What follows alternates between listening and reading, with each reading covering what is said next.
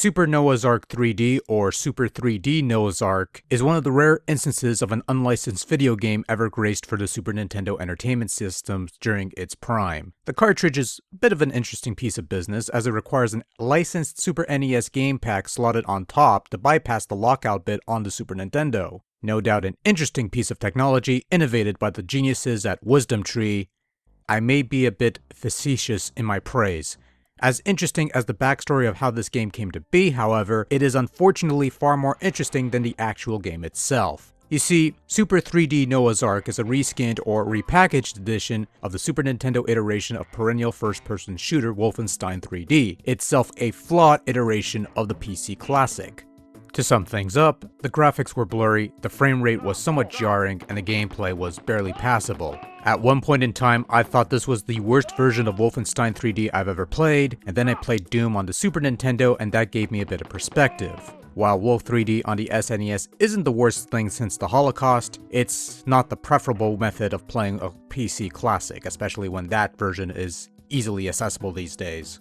Unfortunately, the same cannot be said for Super 3D Noah's Ark, who took the barely passable fares of Wolf 3D on the Super Nintendo and made a much worse game. And for those wondering, yes, there is a DOS version of Super 3D Noah's Ark that's basically a modded version of Wolf 3D, with the game's 30 plus levels grouped up into 6 episodes of varying length to play, and the additional accoutrements from the console version, like the extra weapons.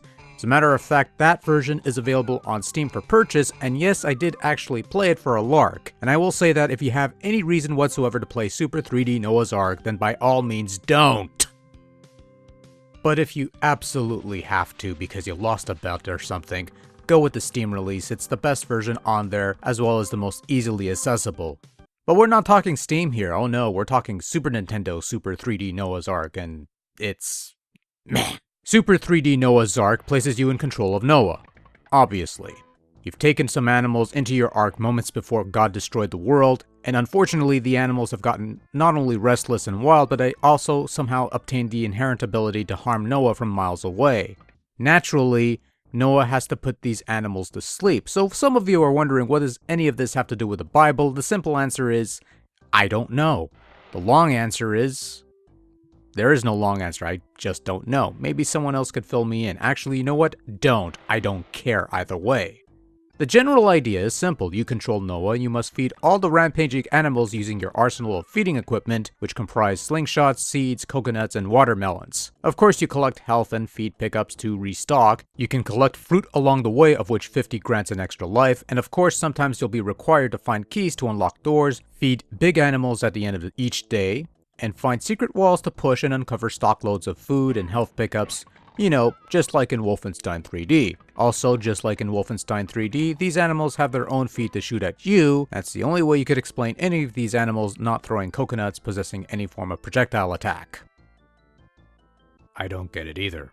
Somehow, in a feat that was thought to be nigh impossible, Wisdom Tree has managed to take the already shoddy graphics of the SNES Wolf 3D game and replace them with graphics that look far, far worse. Everything seems to have a very blurry, very choppy feel to it, which is also evident in Wolf 3D but somehow feels worse here. The blurry nature of the visuals make it difficult to recognize enemies from a distance, and also there have been instances where just looking at the screen really started to hurt my eyes after a short while. Even the SNES version of Wolf 3D didn't give me that issue.